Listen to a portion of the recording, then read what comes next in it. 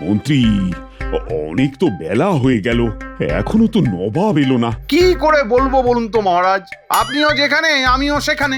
মহারাজ, এত উতলা হবেন না, আরো কিছুটা সময় অপেক্ষা করুন, দেখবেন নবাব ঠিক কৃষ্ণনগরে চলে আসবেন।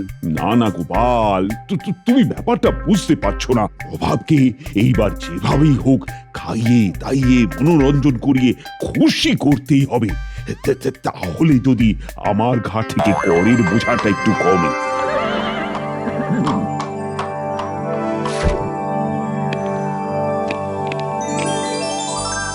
আরে ওই তো নবাব বাহাদুর আসছেন। আরে আরে, তাই তো তাই তো। আসুন আসুন নবাব বাহাদুর, আসুন। রাস্তায় কোনো অসুবিধে হয়নি তো? না না কৃষ্ণচন্দ্র, কোনো অসুবিধা হয়নি। এ নবাব বাহাদুর ভালো আছেন তো? হ্যাঁ মন্ত্রী, ভালোই আছি। আপনার আসতে দেরি হচ্ছিল দেখে মহারাজ তো চিন্তায় পড়ে গিয়েছিলেন। তাই নাকি কৃষ্ণচন্দ্র, আমাকে নিয়ে তোমার এত চিন্তা? এই সে তো হবেই, আপনি আমাদের নবাব বাহাদুর বলে কথা। চলুন চলুন, অন্দর মহলে চলুন। আসুন উজির মশাই, আসুন।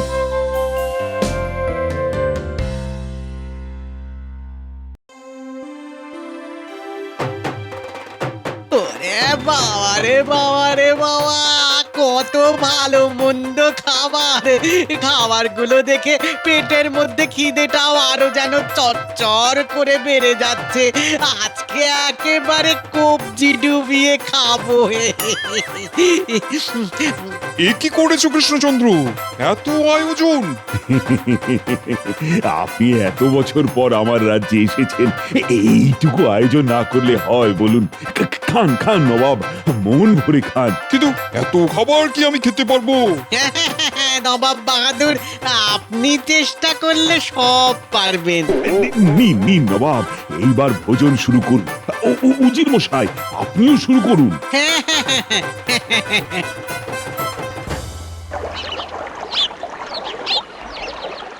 বড় ভালো খেলাম কৃষ্ণচন্দ্র। মহারাজ অনেক খাতির যত্ন করেছেন, এইবার আসল কথায় আসুন। মন্ত্রী ঠিকই বলেছে। জাহাপনা, বলছিলাম কি, আমার একটা কথা ছিল। কি কথা?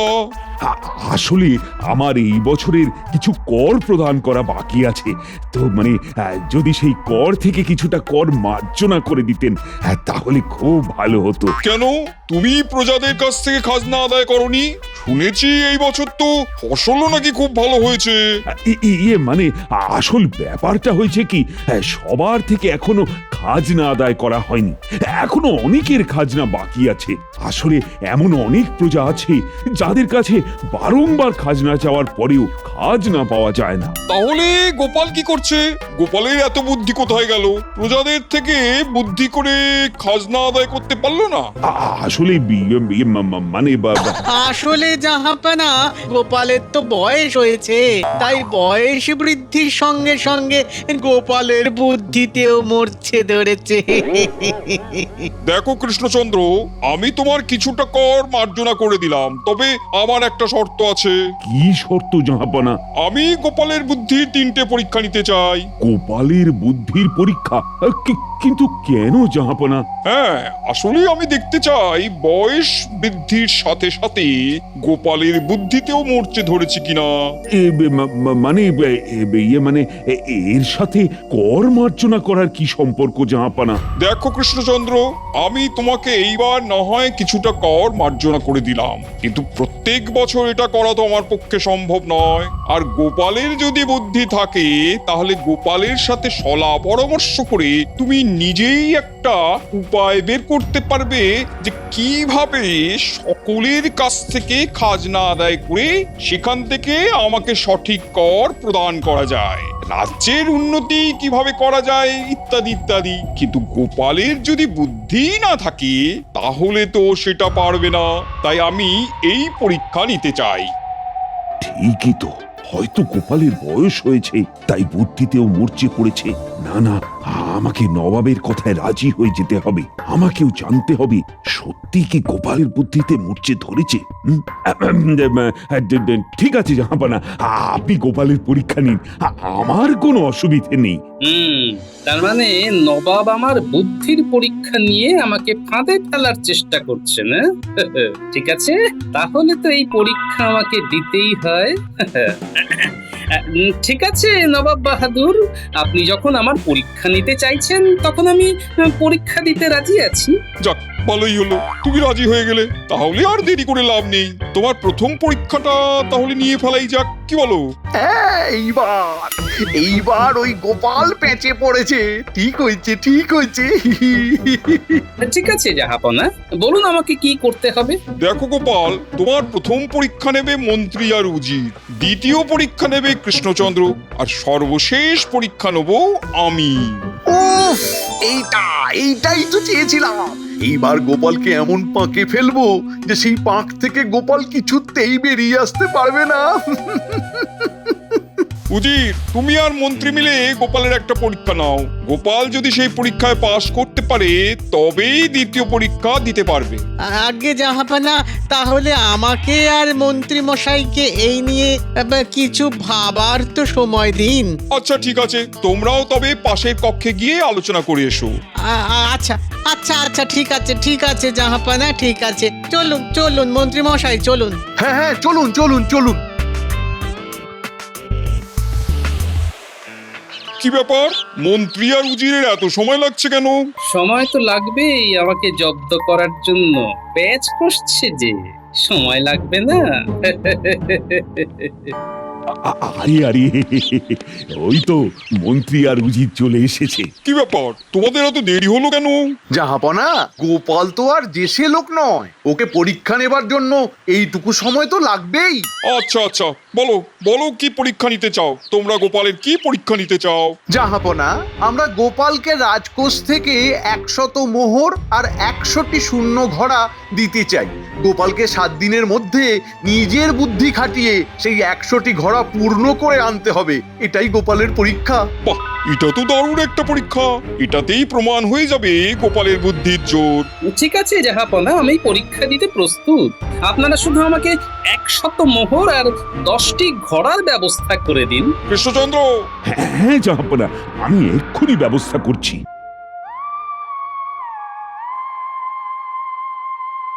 হায় হায়, কি অবস্থা! এতগুলো ঘোড়া! মাত্র 7 দিনের মধ্যে এতগুলো ঘোড়া কিভাবে ভর্তি করবে তুমি? কিছু একটা তো করতেই হবে। যদিও আমার কাছে 100 মোহর আছে, সেগুলো দিয়ে যদি কিছু একটা করে। তোমার মাথার ব্যায়ামও হয়নি তো? এত শত মোহর দিয়ে তুমি 7 দিনের মধ্যে 10টা ঘোড়া ভর্তি করতে পারবে? এই ঘোড়া মোহর দিয়ে ভর্তি করা কি মুখের কথা গো? এই ঘোড়া ভর্তি করতে হলে কতখানি মোহর লাগবে তা তুমি জানো? 7 দিনের মধ্যে কোনো মতে এই ঘোড়াগুলো মোহর দিয়ে ভর্তি করা সম্ভব না, যদি না ইট কাঠ পাথর দিয়ে এই ঘোড়াগুলো ভর্তি করো। হ্যাঁ গিন্নি, তুমি কথাটা কিন্তু মন্দ বলনি। ইট কাঠ পাথর না হোক, মাটি দিয়ে তো ভর্তি করতে পারি। মাটি? কি বলছো?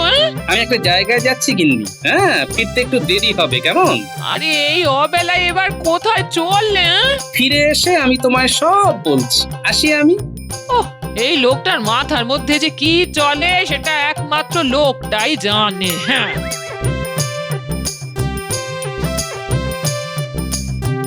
কুমোর ভাই, ও কুমোর ভাই, বাড়িতে আছো? গোপাল দাদা যে, হ্যাঁ তুমি এসো এসো। আমাকে 1000-এর মতো মাটির মোহর বানিয়ে দিতে হবে, পারবে? মাটির মোহর? এ আবার এমন কি কঠিন কাজ? যাক বাবা, তুমি আমায় বাঁচালে। কিন্তু 7 দিনের মধ্যে আমার এই মাটির মোহরগুলো লাগবে, কিন্তু পারবে তো? আরে বাবা, 7 দিন তো অনেক বেশি সময়। আমি তোমাকে 2 দিনের মধ্যেই সব বানিয়ে দেব।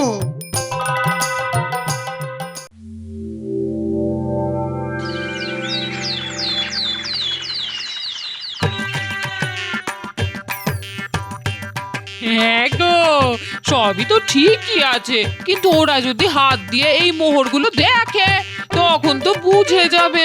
তুমি কি তোমার স্বামী একেবারে কাঁচা খেলোয়াড় ভেবেছে নাকি? হ্যাঁ আমি যখন মাঠে নামি একেবারে কোমর বেঁধেই নামি, বুঝলে? এই যে এই 100 আসল মোহর আছে, সেখান থেকে 10টি করে মোহর নিয়ে 10টি ঘোড়ার মুখে রেখে দেব, যাতে কেউ হাত দিয়ে দেখলেও বুঝতে পারবে না। সত্যি বাবা, তোমার মাথায় কিছু বুদ্ধিও আছে। আমার বুদ্ধিটা মরচে ধরেছে বলেছিলে না? এইবার সবার বুদ্ধিতে আমি এমন মরচে ধরিয়ে দেব যে আসল নকলের পার্থক্যই কেউ বুঝতে পারবে না।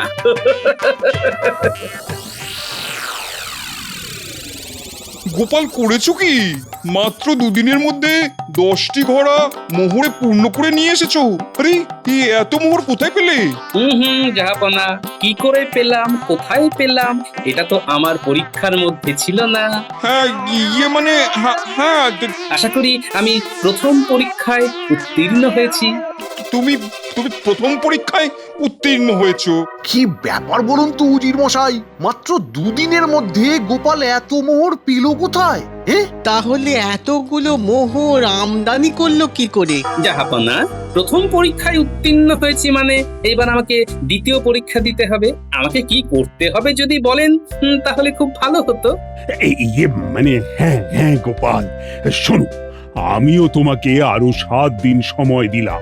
এই 7 দিনের মধ্যে তোমার জীবনের সব থেকে বড় দুজন শত্রুর কাছ থেকে ধন সম্পদ আদায় করতে হবে, আর এমন ভাবে আদায় করতে হবে যে তারা যেন স্বেচ্ছায় সেই ধন সম্পদ তোমাকে দিয়ে দেয়।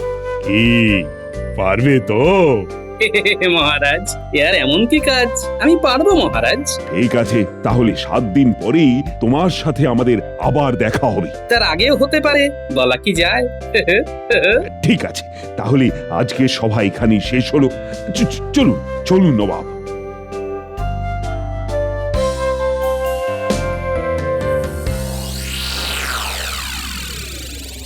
উজির মশাই, কি হচ্ছে বলুন তো ব্যাপারটা?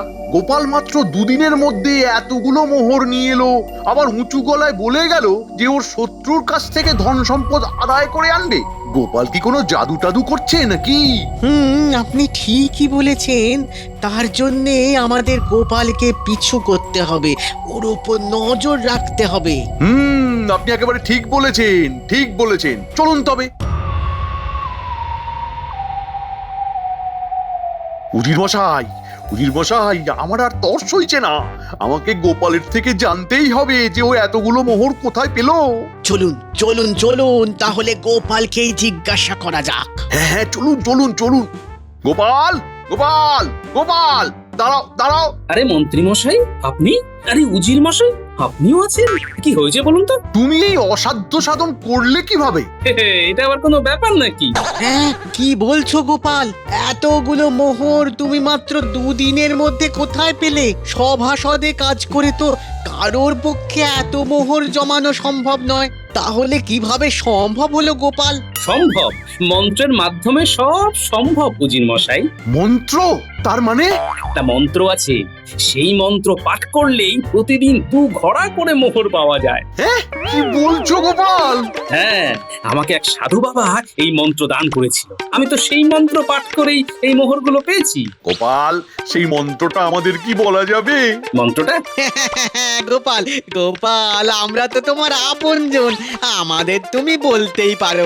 আমরা কথা দিচ্ছি, এই মন্ত্র আমরা কাউকে বলবো না। হ্যাঁ, দেখুন, আমি মন্ত্রটা তো আপনাদের বলতে পারবো না, তবে আমি আপনাদের যা ধন সম্পত্তি আছে তা 10 গুণ করে দিতে পারবো। হ্যাঁ, কি বলছো গোপাল? হ্যাঁ, সত্যি? আগে মানে গোপাল, মানে বলছিলাম কি, আমি আজকেই আমার যা যা ধন সম্পত্তি আছে সব তোমার বাড়িতে গিয়ে দিয়ে আসবো। না না না, মন্ত্রী মশাই, মন্ত্রী মশাই, আমি বলছিলাম কি, আমাকে তো মুর্শিদাবাদ যেতে হবে আমার ধন সম্পত্তি আনতে। আপনি আমার সাথে গেলে খুব ভালো হতো। আমি একা এত ধন সম্পত্তি কিভাবে নিয়ে আসবো বলুন? আরে মশাই, আপনি একাই তো আনতে পারেন। ঠিক আছে ঠিক আছে, উনি যখন এত করে বলছেন তখন আপনি যান না মন্ত্রী মশাই, একদিনের তো ব্যাপার। আচ্ছা আচ্ছা আচ্ছা আচ্ছা গোপাল, গোপাল তুমি যখন বলছো তখন আমি তোমার কথা শুনবই। ঠিক আছে, ঠিক আছে উজির মশাই, আমি আপনার সাথে যাব। তাহলে আপনারা মুর্শিদাবাদ থেকে ঘুরে আসুন। মানে গোপাল, তাহলে আমরা আসি গোপাল, হ্যাঁ আসি। হ্যাঁ হ্যাঁ, আসুন মন্ত্রী মশাই, আমাকে জব্দ করা। হ্যাঁ,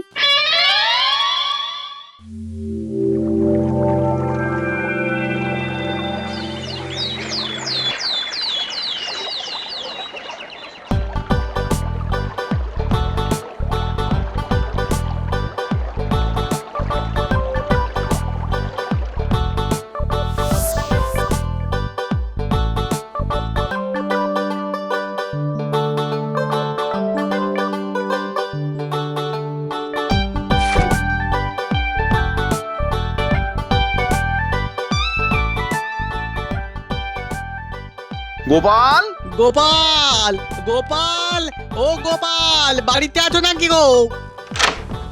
আরে আপনারা, আরে এই যে গোপাল, আমরা আমাদের সমস্ত ধন সম্পত্তি নিয়ে এসেছি। তুমি এই সবকিছু একটু বুঝে নাও, হ্যাঁ। আর যত তাড়াতাড়ি পারো আমাদের ধন সম্পত্তিকে মন্ত্রীর দ্বারা বৃদ্ধি করে দাও। গোপাল গোপাল, আমারটাও একটু দেখে নাও। এই নাও তোমার জন্য একটু রাজভোগ নিয়ে এসেছি। তুমি মিষ্টি খেতে ভালোবাসো কিনা তাই নিয়ে এলাম। আমাকে গুল দেওয়া হচ্ছে, তার মানে আমার ওষুধ ভালোই কাজ দিয়েছে। আপনারা কোনো চিন্তা করবেন না, আমি সব ঠিক করে দেব। আপনারা নিশ্চিন্তে বাড়ি ফিরে যান, ভাবুন আপনাদের কাজ হয়ে গেছে। ও আচ্ছা আচ্ছা আচ্ছা আচ্ছা, ঠিক আছে গোপাল, ঠিক আছে। এখন তাহলে আসি তবে, হ্যাঁ আসি। চলুন চলুন মন্ত্রী মশাই, চলুন। হ্যাঁ চলুন। এরা বুঝতেই পারলো না, এরা নিজেদের ফাঁদে নিজেরাই জড়িয়ে গেল।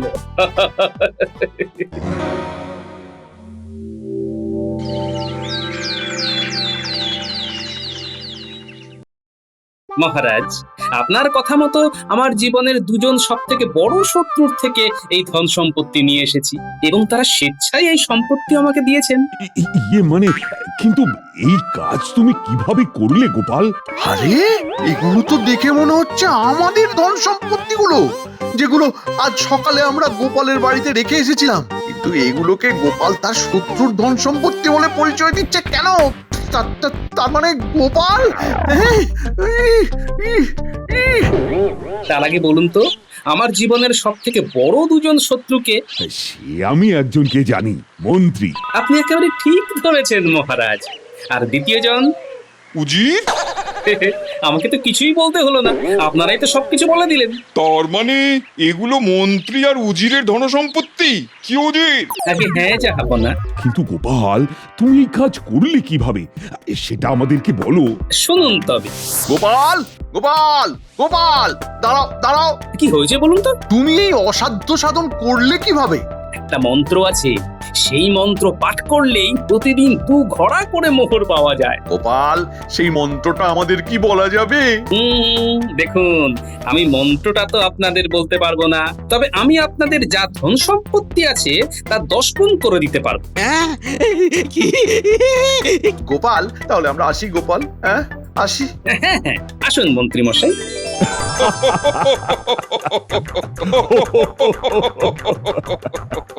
আরে করেছো কি?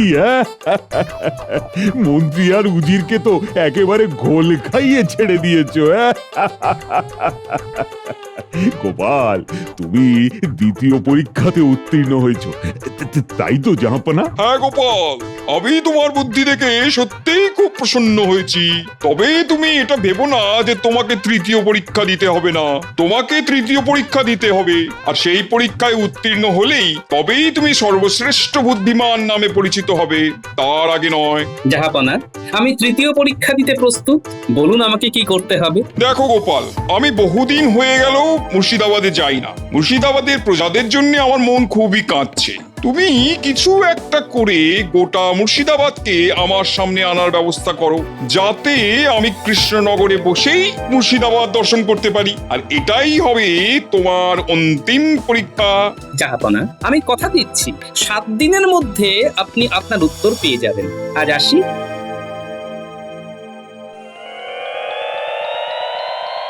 কি ব্যাপার কৃষ্ণচন্দ্র, আজকে তো গোপালের তৃতীয় পরীক্ষার অন্তিম দিন। কোথায় গোপাল? এখনো তো এলো না। সেলাম জাহাপনা।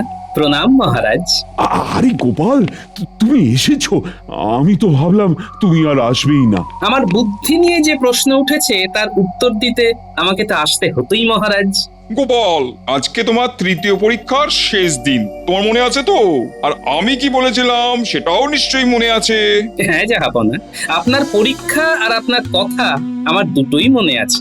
আর তো আপনি যাতে কৃষ্ণনগরে বসে আপনার মুর্শিদাবাদকে দর্শন করতে পারেন, তাই জন্য ছোট্ট একটি মুর্শিদাবাদ বানিয়ে এনেছি। ছোট্ট মুর্শিদাবাদ, তার মানে? খুলেই দেখুন না। চমৎকার! আমি তো ভাবতেই পারছি না গোপাল, তোমার মাথায় এই বুদ্ধিটা এলো কিভাবে? এই নিন মহারাজ, এটা আপনার জন্য। এটা কি গোপাল? যদি কখনো কৃষ্ণনগরে বসেই আপনার কৃষ্ণনগর দেখার ইচ্ছে করে, তার জন্যই এই ব্যবস্থা। চমৎকার গোপাল, চমৎকার! সত্যি তোমার বুদ্ধির প্রশংসা না করে আজকে আমি আর পাচ্ছি না। গোপাল, তুমি আমাদের ভুল প্রমাণিত করে দিয়েছো। সত্যি তোমার মতন বুদ্ধি গোটা ভূভারতে খুঁজলেও দেখা মিলবে না। তোমার এই বুদ্ধি দেখে আমি খুব প্রসন্ন হয়েছি। তাই আমার তরফ থেকে তোমার জন্য 500 মোহর উপহার হিসেবে রইল, কেমন? ধন্যবাদ জাহাপনা। এই নাও গোপাল, এটা আমার তরফ থেকে তোমার জন্য উপহার। ধন্যবাদ মহারাজ। কি মন্ত্রী মশাই, উত্তর পেলেন তো? হ্যাঁ গোপাল, পেয়েছি। সত্যি গোপাল, তুমি টেকো হয়েও এত বুদ্ধি তোমার মাথায় যে কোথা থেকে আসে কে জানে। ভাবছি কাল নাপিতের কাছে গিয়ে তোমার মতো চুল ন্যাড়া করে আসবো, তাহলে যদি তোমার মতো না হোক একটু হলেও বুদ্ধি আসে।